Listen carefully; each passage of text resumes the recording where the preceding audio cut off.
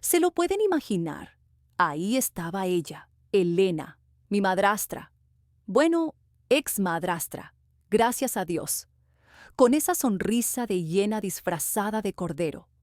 Acababa de divorciarse de mi padre, y la muy descarada creyó que era buen momento para una reconciliación. Una unión femenina, lo llamó, como si no me hubiera hecho la vida imposible durante 20 años. Se acercó a mí en la entrada, mientras intentaba escapar de la enésima reunión familiar post-divorcio, y me puso una mano en el brazo. La quité como si me hubiera quemado. Ella no pareció notarlo, o fingió no notarlo. Alejandra, cariño, me dijo con esa voz dulzona que usaba cuando quería algo. Ahora que tu padre y yo hemos disuelto nuestra unión, nos tenemos la una a la otra, ¿no crees? Dos mujeres fuertes, como hermanas, siempre lo fuimos, en el fondo. ¿Hermanas? ¿Hermanas? Después de años de veneno, de manipulaciones, de hacerme sentir que era un estorbo en mi propia casa. ¿Se lo pueden imaginar? Se atrevía a decirme eso. Fue como si me cayera una olla de agua fría, pero a la vez se encendiera algo dentro de mí. Esa chispa que había estado latente, esperando el momento justo para prenderse. La miré. No con el miedo o la resignación de antes, no. Esta vez era otra cosa. Era una mirada que decía, se acabó. Tu poder sobre mí ha terminado. Y luego le solté la frase, firme, clara, sin dejar espacio a dudas. Elena, le dije, y mi voz, que se sentía cansada de tantas batallas, sonó como acero puro. Tú y yo no somos hermanas, ni lo fuimos ni lo seremos. Y tu poder sobre mí terminó el día que mi padre firmó esos papeles. Ahora, si me disculpas, tengo una vida que vivir, y en ella, curiosamente, no hay espacio para farsas familiares. Voz en off.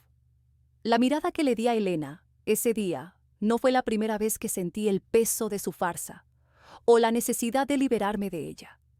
Pero para entender por qué esa frase me salió con tanta fuerza, como acero puro, hay que ir un poco más atrás. Mi padre, Roberto, y Elena estuvieron casados, por 7 años. 7 años que, para mí, se sintieron como toda una vida. Flashback corto. Imágenes rápidas y un tanto distorsionadas. La cena de Navidad.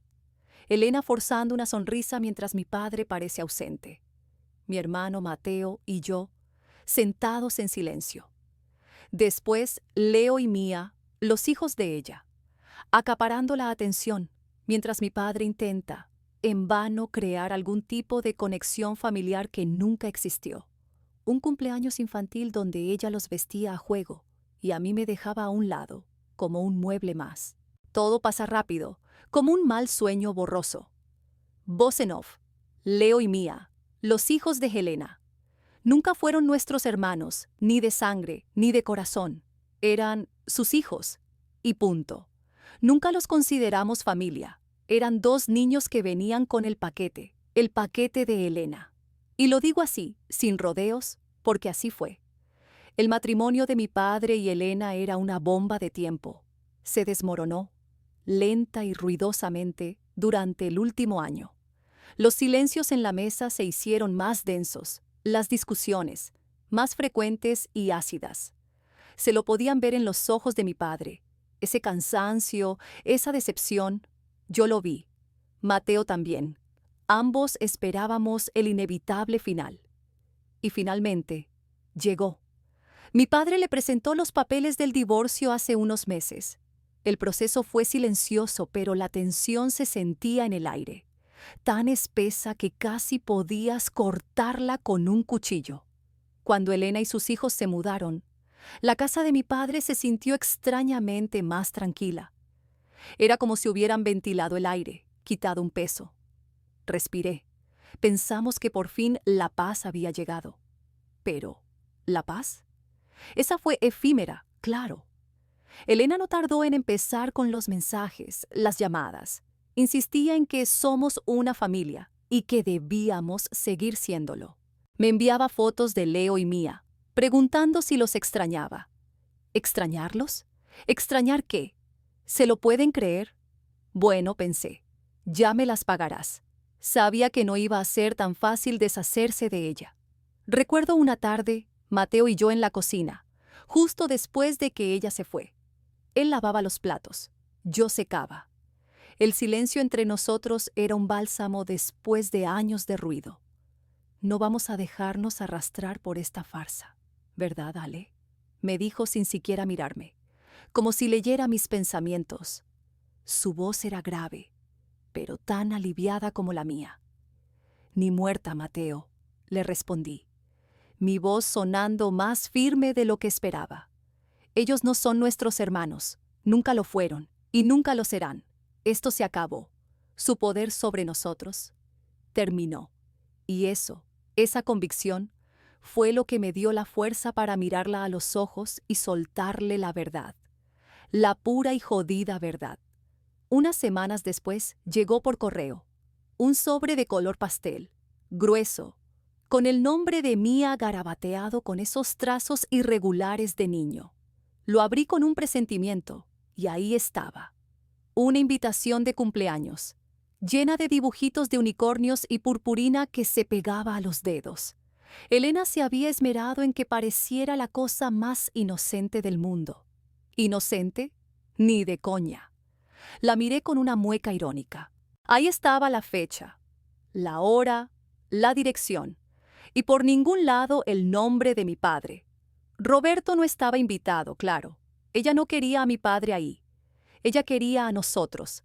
Quería mantener esa absurda ilusión de familia unida, a la fuerza, como si la purpurina pudiera ocultar años de veneno. Mateo la vio en la encimera cuando volvió del trabajo. La cogió, levantando una ceja. ¿Qué es esto?, preguntó como si sostuviera un bicho raro. El último intento de Elena de arrastrarnos de nuevo a su circo. Le respondí, sin rodeos. El cumpleaños de Mía. Él la leyó y soltó una risita amarga. ¿Y? ¿Vamos a hacer el papel de la familia feliz? ¿Nos obliga la cortesía a fingir que nos importa? Ambos nos miramos. Sabíamos la respuesta antes de formularla. La idea de ir, de sentarnos en esa mesa, de sonreír forzadamente mientras Elena nos observaba con su sonrisa de serpiente, era nauseabunda. Ni por todo el oro del mundo, sentenció Mateo, tirando la invitación de nuevo a la encimera. No, le confirmé, sintiendo un leve, casi imperceptible pinchazo. Quizás por Mía, que al fin y al cabo era solo una cría, pero esa pizca de duda duró menos que un suspiro. No, mi culpa no iba a ser el anzuelo de Elena. Eso se había acabado. Mi responsabilidad era conmigo misma y con Mateo, no con las patrañas de una mujer despechada que usaba a sus hijos como moneda de cambio. Si quería jugar a la familia, que lo hiciera sola. Nosotros ya no éramos parte de su juego macabro. El día después del cumpleaños de Mía, la casa se sentía extrañamente tranquila. Mateo se había ido a trabajar temprano, dejándome sola con mis pensamientos. Un café humeante en la mano. La calma era casi palpable. Una calma que, sabía, no duraría. No me había terminado el segundo sorbo cuando lo vi. Ese coche.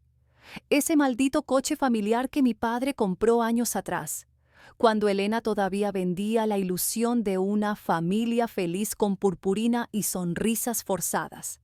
El corazón me dio un vuelco, pero no de miedo, sino de una extraña confirmación. Ella no se iba a rendir tan fácilmente. Elena se bajó del coche como un huracán, con esa mueca de vinagre que ya se había vuelto su expresión por defecto. Caminó hacia la puerta de mi casa con una determinación que rayaba en la locura. Primero, un toque débil. Luego, más fuerte, insistente. Y luego los golpes, bum, bum, bum, como si quisiera derribar la madera. ¿Abrirle? Ni muerta. Me moví sigilosamente hasta el salón y desde la mirilla la observé. Su cara estaba roja de rabia, el pelo ligeramente despeinado, los ojos echando chispas. Parecía una leona enjaulada, y yo era la presa que no iba a darle el gusto de ser atrapada. Me quedé inmóvil, pegada a la pared, respirando apenas. Los gritos comenzaron. Claro que sí. No pude escuchar las palabras exactas al principio. Eran como un murmullo furioso. Pero pronto, su voz rasgó el aire con una claridad escalofriante. Alejandra, sé que estás ahí. No seas cobarde. Eres una insensible, una fría. Estás rompiendo la familia. Estás lastimando a tus hermanos. ¿Se lo pueden imaginar? Ella, Helena, hablando de familia y de hermanos. La hipocresía me revolvió el estómago. Quería reírme, o quizás gritarle que se fuera al infierno. Pero no hice nada. Solo me quedé ahí, escuchando su torrente de veneno, sabiendo que cada una de esas acusaciones era una mentira elaborada por su propia frustración. Mis decisiones eran mías, mi vida era mía. Bueno, pensé, ya me las pagarás por cada vez que intentaste pisotearme, por cada vez que usaste a Mía como arma, por cada vez que manipulaste la verdad. Esta vez no. Esta vez la puerta estaba cerrada, literal y figuradamente. Sus gritos se fueron ahogando, su energía pareció agotarse. La vi volver al coche, furiosa, haciendo rechinar los neumáticos al salir, y yo me quedé ahí, apoyada en la pared, con un nudo en el estómago, sí, pero también con una extraña y poderosa sensación de victoria. Un pequeño temblor me recorrió, no de miedo, sino de la adrenalina de una batalla ganada sin pronunciar una sola palabra. Era solo el principio, lo sabía, pero esta vez las reglas habían cambiado. Los días que siguieron a ese pequeño circo en mi puerta fueron una calma tensa.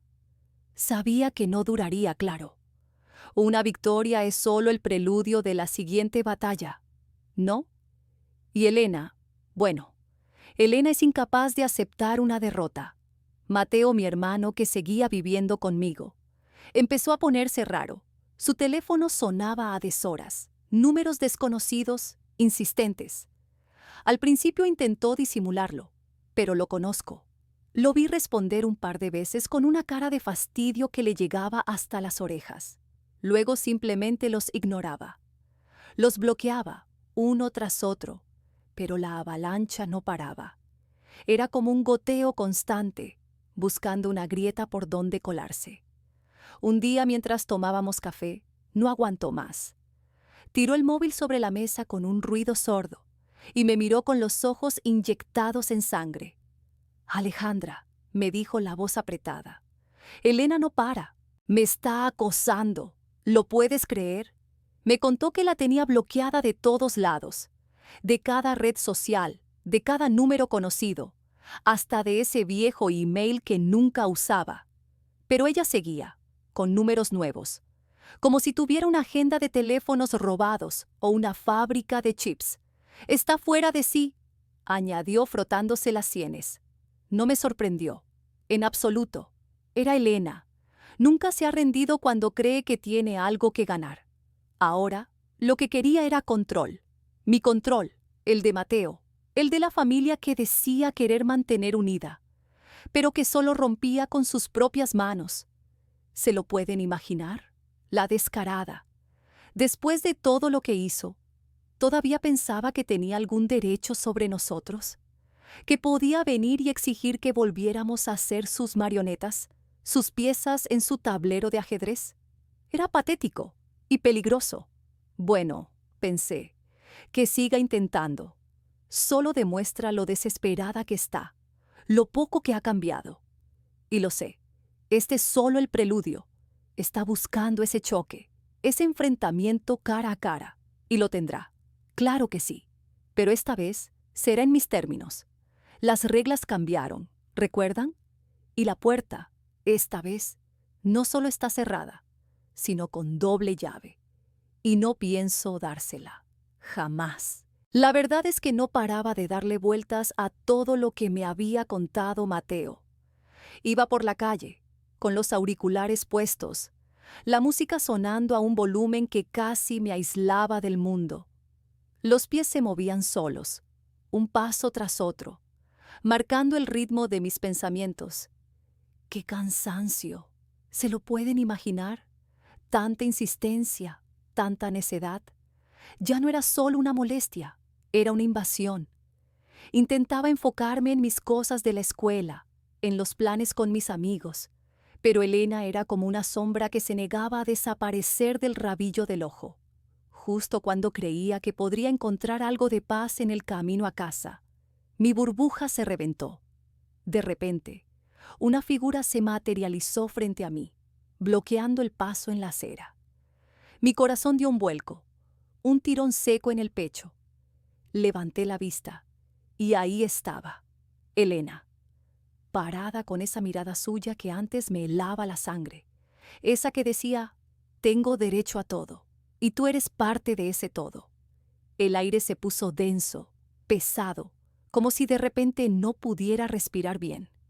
Era ella, con su sonrisa forzada y sus ojos de depredador. Su voz cortó el silencio, tensa, cargada de una urgencia que ya no me impresionaba, solo me fastidiaba. Necesitamos hablar, Alejandra, ahora mismo, espetó sin rodeos, como si el mundo le debiera una explicación o una audiencia. Pero ya no era la misma Alejandra que se encogía. Ya no. Con una calma que hasta a mí me sorprendió, me quité los auriculares, dejando que el silencio ocupara el lugar de la música. La miré fijamente, mis ojos, estoy segura, tan firmes como los suyos. O más. No, le respondí, mi voz baja pero clara, cada palabra un martillo. No, no necesitamos, tú ya no eres parte de mi vida. Su cara se transformó. La sorpresa le torció la sonrisa. Luego la ira le encendió los ojos. ¿Cómo puedes decir eso, Alejandra? Mis hijos no merecen perder a sus hermanos por un divorcio estúpido. Soltó, como si la culpa fuera un arma arrojadiza. Pero ya no caía en sus trampas. ¿Hermanos? ¿Se lo pueden imaginar? Aquella mujer con su victimismo de manual, intentando venderme una familia que nunca existió. La corté antes de que pudiera decir otra palabra. Nunca fuimos sus hermanos, le espeté sin vacilar, mi voz como un bisturí frío. Ella se tambaleó, no por mis palabras, sino por la realidad que le tiraba a la cara. Pero los viste crecer, Alejandra. ¿Cómo puedes no adorarlos? Pasaron años bajo el mismo techo, insistió, apelando a una lealtad que yo nunca sentí.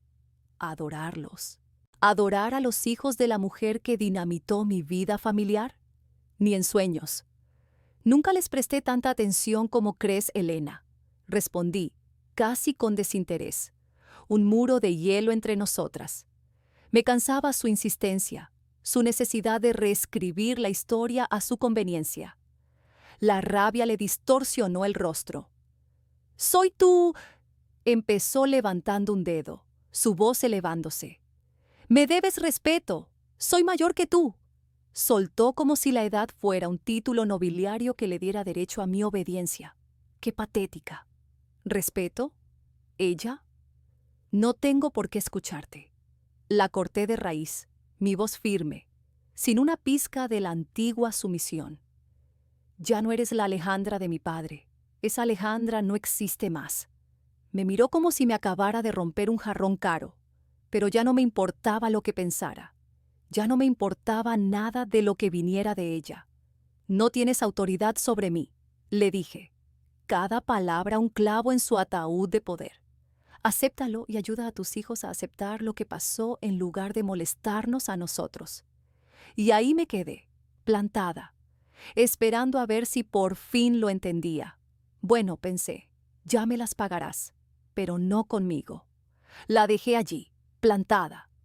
¿Se lo pueden imaginar? Furiosa con los ojos inyectados en sangre. Y justo cuando giraba sobre mis talones para marcharme, la oí. «¡Eres una niña fría y cruel!», chilló, su voz rasposa, como si le hubiera echado arena a la garganta. No me inmuté, ni la miré. Seguí mi camino, el sonido de sus histerias desvaneciéndose detrás de mí. Cuando llegué a casa, la verdad es que me sentía como si me hubieran atropellado. Un agotamiento bestial, de esos que te vacían el alma. Pero a la vez, había un alivio extraño. una ligereza que no sentía desde hacía años, como si me hubiera quitado una mochila llena de piedras, de expectativas ajenas, de una lealtad forzada que nunca fue mía. Estaba apenas acomodándome en el sofá cuando el teléfono de Roberto, de mi padre, sonó. Lo vi atender, su ceño frunciéndose poco a poco, su expresión volviéndose seria. Ya sabía quién era, ¿no? Solo había una persona tan insistente, tan desesperada porque todo girara a su alrededor. Sí, Helena, entiendo. Déjame hablar con ella. Escuché su voz, baja pero firme. Ni que decir que mi pulso se aceleró un poco. Sabía que la tormenta, o al menos el eco de ella, llegaba. Colgó y me miró, preocupado. No hizo falta que preguntara. Le conté todo, sin adornos, sin drama. Solo los hechos puros y duros. Simplemente le dejé claro que ya no tiene autoridad sobre mi papá, que su tiempo de control terminó, que no le debo nada y que sus hijos no son mis hermanos. Le expliqué, mi voz tranquila, madura. Lo que le dijo a ella fue crudo, pero la verdad era así. Él me escuchó, serio, y luego, para mi sorpresa, me puso una mano en el hombro.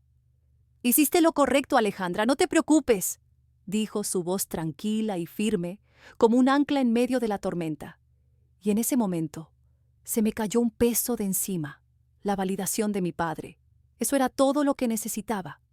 La confirmación de que mis límites, de que mis decisiones eran válidas, que no era una niña fría y cruel, sino una mujer que finalmente se defendía. Me acerqué a la ventana mirando el horizonte. Ya no era la misma. Era Alejandra, sí, pero una Alejandra nueva, con la espalda recta, la mirada clara y un autoconocimiento que nunca había tenido. Libre, por fin. Libre de sus cadenas, de su toxicidad, de su necesidad de control.